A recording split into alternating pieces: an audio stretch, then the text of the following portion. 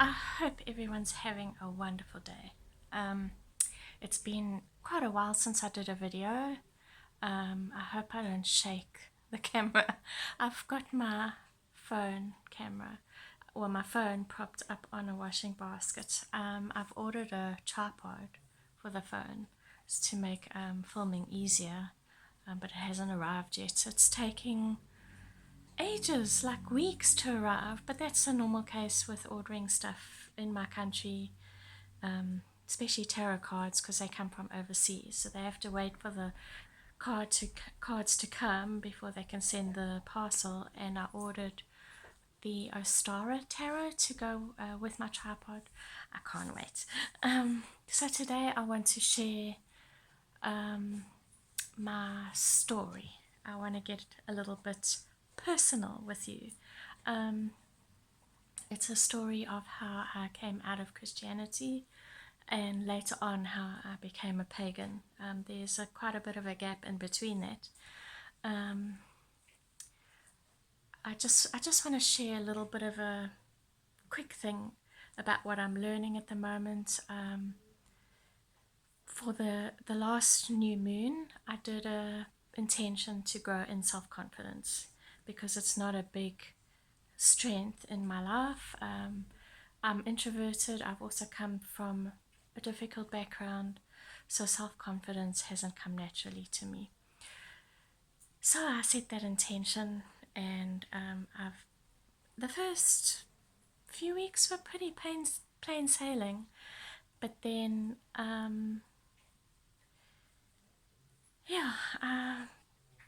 came out as bisexual to my dance friends, and they were pretty supportive, but they also said and acted in ways that made me feel very uncomfortable. Like the one lady that was sitting next to me sort of moved away from me, which made me feel like really ashamed for who I am. And so I went home that night and I was in quite a state about it. And then a few nights later last night was the eclipse. And I used the eclipse as a way to release my shame, because I've carried a lot of shame for different things. So I released it last night and I spoke to the goddess and just felt a presence. I like to speak to plants also, and the rose bush spoke to me, and I just need to grow in self-love and self-confidence. Anyway, this morning, an amazing synchronicity happened. I opened up my meditation app and I saw I'd had a thank you from one of the teachers on the meditation app for writing a nice review. So I clicked on the teacher, and right at the top of her page was a course on how to build self-confidence and social skills. So I started the course, and the first day we had to write a list of things that had happened in our lives that had caused us to feel ashamed or that had broken our self-confidence. So I wrote down a list of things, and she said we mustn't think too deeply about them. We're just going to release them. We're going to forgive those that had caused the pain, and then we're going to scrunch up the paper and throw it away. So that's what I did, and I felt quite a big release when I did that. So I'm working on it. Anyway, that's not what my story is about. So when I was a kid, when I was born, both my parents were Scientologists. They were heavily into Scientology. In South Africa, it hadn't reached that like a stage where the members were in like this very abusive, cultish atmosphere, but it still wasn't healthy and it was toxic. So then my mom passed away when I was about 6, and my dad sort of left after that. I think he just didn't believe in anything anymore, but he sent me to Sunday school. So my mom was actually Jewish, and my dad had been brought up Christian, sort of. So I went to Sunday school and I really loved it. I made friends, and then later on, my school friend took me to a youth group, Baptist youth group, and then I became born again, but I didn't understand it. And then in high school, I joined the SCA, and then I became fully into it, baptized in the Holy Spirit, born again, speaking in tongues, dancing in the Spirit, the charismatic church. So my father wasn't too keen on all of that side of things. And then I got really entrenched in it, and I actually really loved it. I made great friends. I loved the feeling of when you worship, you just feel this like presence. It's very emotionally uplifting. It was fantastic. And then, yeah, so I wanted to go to Bible college, and I wanted to go into the ministry. I believed God had told me to go to Bible college. So eventually I twisted my father's arm and he sent me to Bible college. It was a charismatic Bible college, but they had very fundamentalist beliefs. And that's when all the problems started, because I got sort of swept into the indoctrination. So I was already aware of my bisexuality. Well, I didn't even know what it was. I didn't know what being bisexual was. But I knew that I had feelings, and I was trying to get rid of this demon of homosexuality, and it was messing me up inside. So I would do all sorts of things to try and get rid of it. And I also suffered from social anxiety. So I was trying to get rid of that. And I was fasting, I was praying. I wasn't having any fun. I hated life. So eventually I came out of this really bad time when I left Bible college. Then I got married. Then we went to Zambia as educational missionaries. And then I had my kids, and everything was fantastic. I was still pretty much entrenched in the religion, but I was more sort of balanced because my life revolved around my family.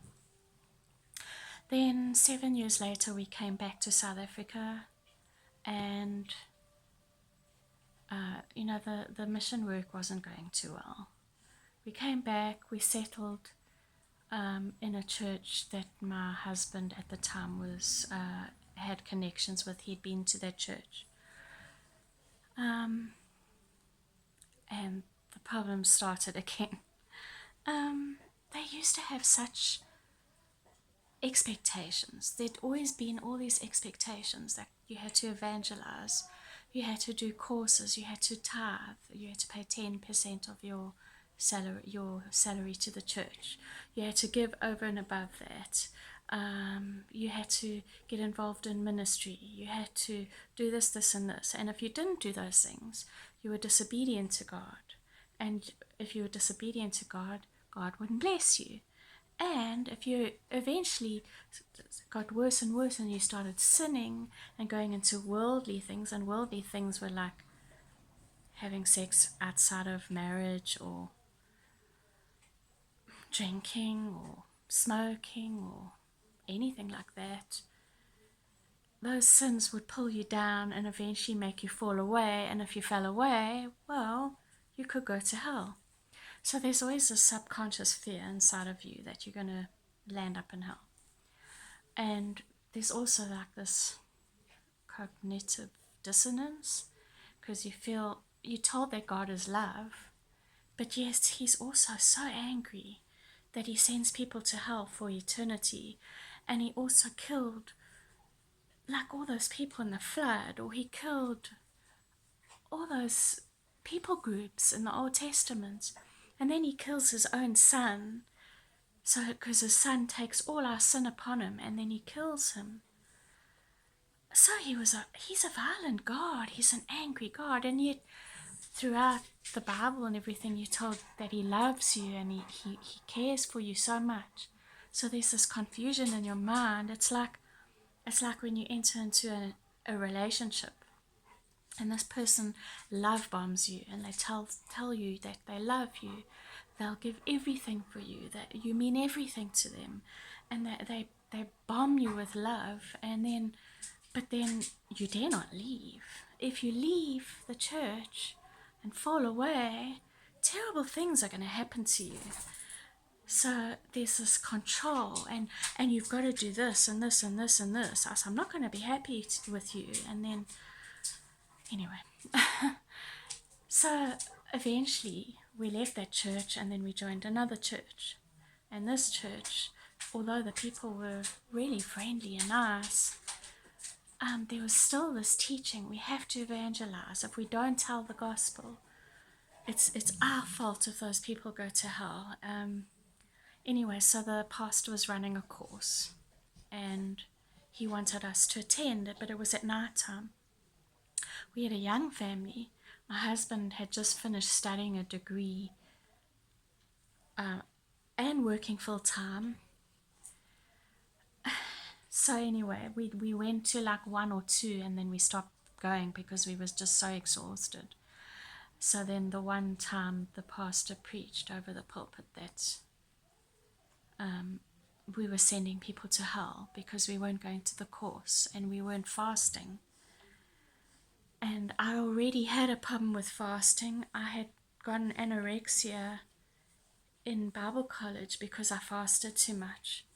So I already had an issue with fasting. I knew it was a problem in my life. It was a weakness and that I shouldn't do it. And yet they were telling us that we had to do these things. So we just had enough. We stopped going, and I felt so guilty. You cannot explain this guilt that you have that you're not going to church.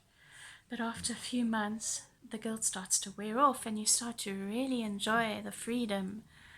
And then I started to question things, and then I started to question my faith, and I was reading stuff on the internet, and but I still wanted to believe in God. My son, he was an older teenager, and he started to ask me questions. He'd already become an atheist, and I didn't know.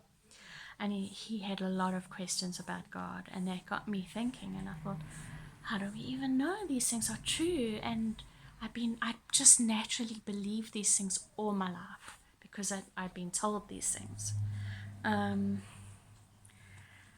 So I actually didn't know if I believed, but I felt so lonely because I'd always had God to turn to when I needed someone, when I was going through a hard time.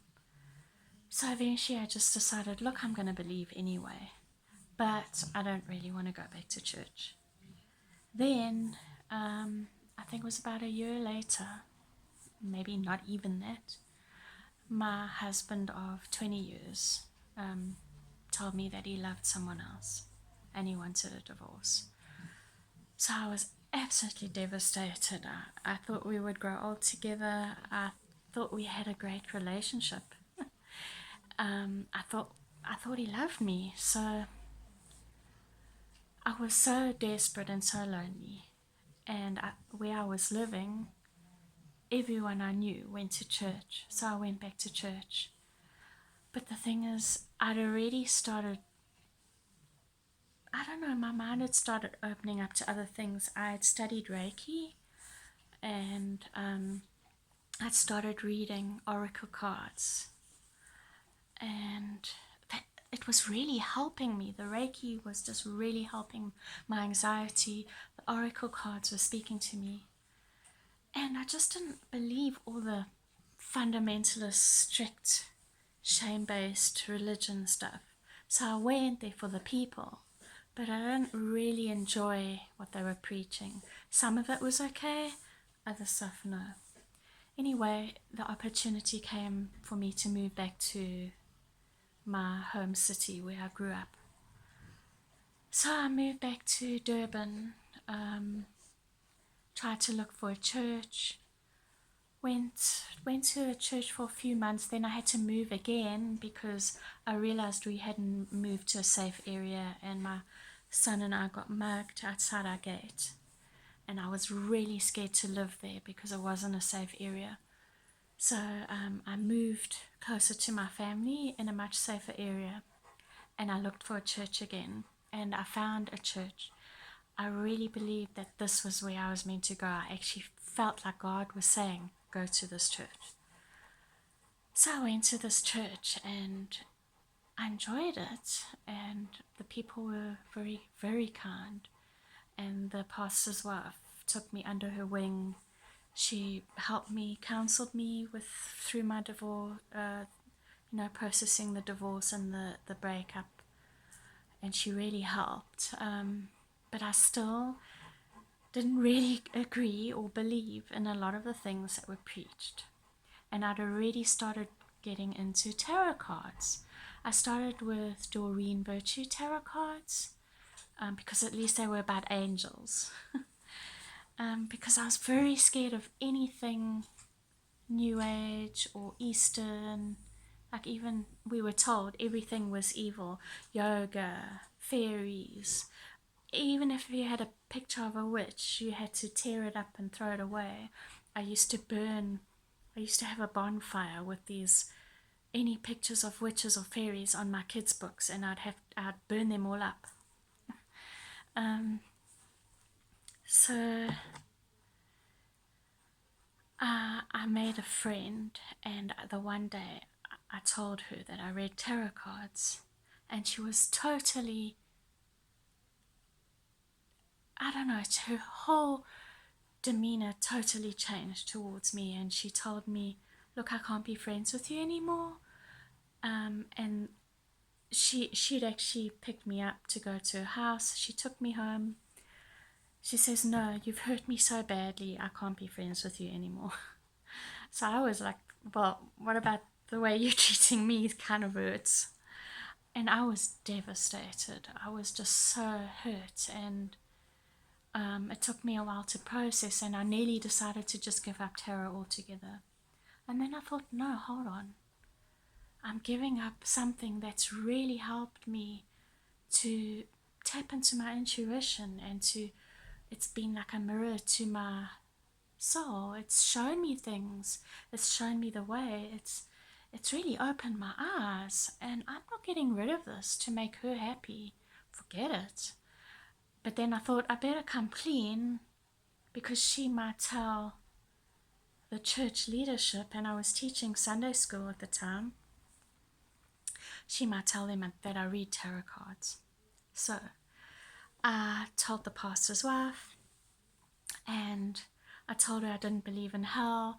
I told her that I believed that all religions are valid, and that everyone finds God in their own way, and there's not only one way, because we were always told Jesus is the only way to God, Christianity is the only way to God. So she said to me, oh, are you a pantheist? At the time I didn't really know what a pantheist was, but now I think I actually am a pantheist. So she told me I had needed to talk to the male pastor in charge of the ministries in the church. So I spoke to him, and he said to me, it's fine as long as you don't bring your ideas into the Sunday school. And then we started talking about LGBT. I don't know how the subject came up. And he told me LGBT people are welcome in their church, which is actually very progressive in our country. They're welcome in their church, but if they're practicing, if they're in a relationship, they're not allowed to be in service. They're not allowed to teach Sunday school. They're not allowed to help with the tea. They're not allowed to do anything like that. So I went home. He was going to come back to me. I went home, and I thought, I don't know who said to me, I told someone, one of my friends, and they said, but that's a toxic environment. Why do you want to go back there? And then I thought about it, and I thought, that's so right. Why do I want to go back there? Why do I want to teach the children something that I don't even agree with? Why do I want to go to a church that won't support the LGBT people properly? They support them half-hearted, but they won't accept them, the love that they have in their lives, they won't accept their orientation.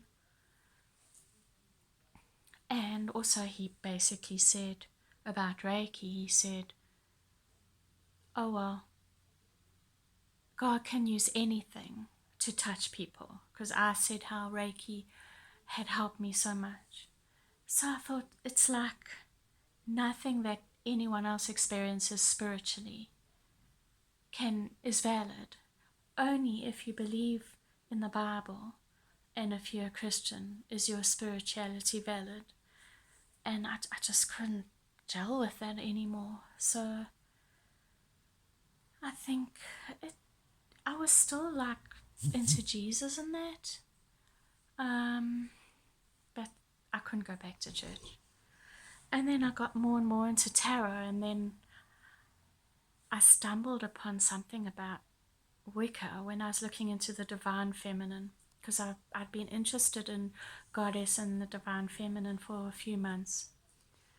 I've been feeling such a drawing towards it, and I stumbled upon Wicca, and I was just so fascinated by this whole concept of a god and a goddess, and connecting to the earth and the seasons and the moon, and I'd been wanting something with ritual. I'd considered Judaism, I'd considered becoming a Catholic. I wanted something with physical rituals, because the charismatic church is very spiritual. It's very in the head. I wanted something tangible. I wanted a routine. I wanted some way to celebrate my spirituality in a tangible way. I had already been setting up altars in my home for months, for about a year. I used to set up little things with like pictures or candles or little decorations of the theme for the week with 2 oracle cards or maybe a tarot card. I didn't even know I was making an altar. So as soon as I read up on Wicca, I thought, this is just me. This is just what I've been looking for so long. But I was so scared of magic, because we were told that witches were evil and magic was of Satan. But then I read about how Wiccans don't even believe in Satan, but I was still so scared to do any spells, because we were told if you did those things, then a demon would come and live inside you, and the demon would control you and take over your life and make your life miserable. But I also had done a lot of reading up on Satan, and I didn't really believe in him anymore. We had so many fears about this being called Satan. We were so scared of him. As a child, I used to have nightmares. I used to wake up like breathing heavily and talking, sometimes maybe screaming in my sleep because of this devil. And they told us the more spiritual you got, the more Satan would attack you and come against your life. And you lived in such fear. It was horrible. And so anyway, I was still like at the back of my mind worried that this spell would do something to me. But the one night, our little cat, she was fairly new, she was a rescue, and we'd kept her inside because she got knocked over by a car. She was taken to a cat rescue place. Then first she was taken for an operation at the vet, and the cat rescue place had paid for this operation. They were looking for someone to adopt her because they were convinced that she wasn't feral. So we adopted her, and she had to be kept in a cage for like a month and a half, I don't know, because she couldn't walk because we had to wait for her leg to heal. So eventually we let her out the cage, but then we had to keep her in the house. Eventually, after a few months, we let her go outside. And she'd been trapped for so long, she wanted to explore. And the one night she disappeared. Oh, we were in such a state because we'd developed such a bond with this cat. And we knew she didn't know the area. And there's a very busy road outside our street, or outside our gate. We live in like a complex. So we were so scared she was going to get run over. So I did 2 spells. I did a spell with a tree in our yard. Well, I think I asked the tree to be a beacon of light to bring her back home. And then I lit a candle in my room. I found a spell on Pinterest. I called the cat in. I asked for her to be led towards the light in my room. And a few hours later, she came in my window. And I was over the moon. I just knew the spell had worked. My kids were very skeptical because they're all agnostic, atheist. They thought it was just coincidence. So after that, I think I did a healing spell or something else, and it worked. And the spells kept on working. So yes, I bought Scott Cunningham's book. What's it called? Wicca Guide to the Solitary Practitioner. And then I dedicated myself to Wicca in March last year. But since then, I've just been exploring so many aspects of paganism. I wouldn't say I'm necessarily Wiccan, although I love a lot of the Wiccan ideas. I just explore so many things. At the moment, I'm into herbalism and working with plant spirits and stuff like that. Yeah, so that's my story. I just love my path so much. I just feel like this whole big, huge, wide gate has been opened. A spiritual gate, and there's just so much to explore, and I feel that I have so many more tools. Like this last week with the horrible thing that happened in my social group, I just feel I've got all the tools that I need to get out of it, to work with my shadow, to teach, to work with self-love and to grow spiritually, to grow as a person. Whereas before, everything was so limited. There was so much guilt and shame and restriction attached to my life, to my beliefs. And I don't feel I have to evangelize. I don't have to push my beliefs on anyone. I don't have to. The thing I love is I can believe what I want to believe. I can do what I want to do.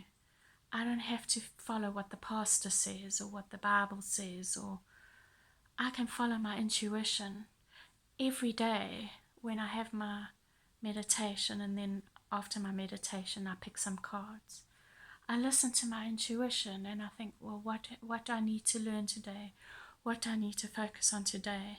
And everything seems to just fall into place. And I'm not saying it's always easy, but it's just amazing. It's just powerful. It's just life-changing.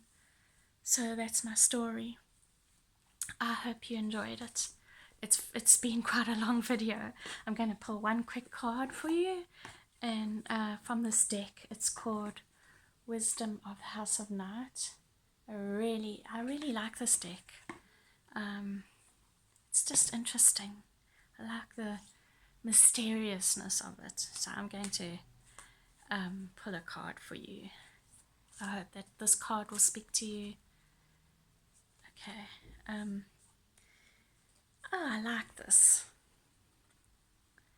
It says individuality. And that's what I like about my pagan path, is I can just be an individual. I don't have to follow the crowd like a sheep. I can go my own way. I used to hate the hermit card, but now I see it as the hermit's got his lamp in front of him to show him the way. He's going his own way. He's got that light inside of him. He doesn't have to follow anyone else. I'm not saying that we shouldn't have teachers in that, but I think it's just wonderful when we can find the teachers that we gel with and learn from them, and we're not forced to follow one teacher because It's expected of us. Okay, so let me read this. Individuality. I'll read what the little white book says. Or it's a little black book, but it's white on the inside.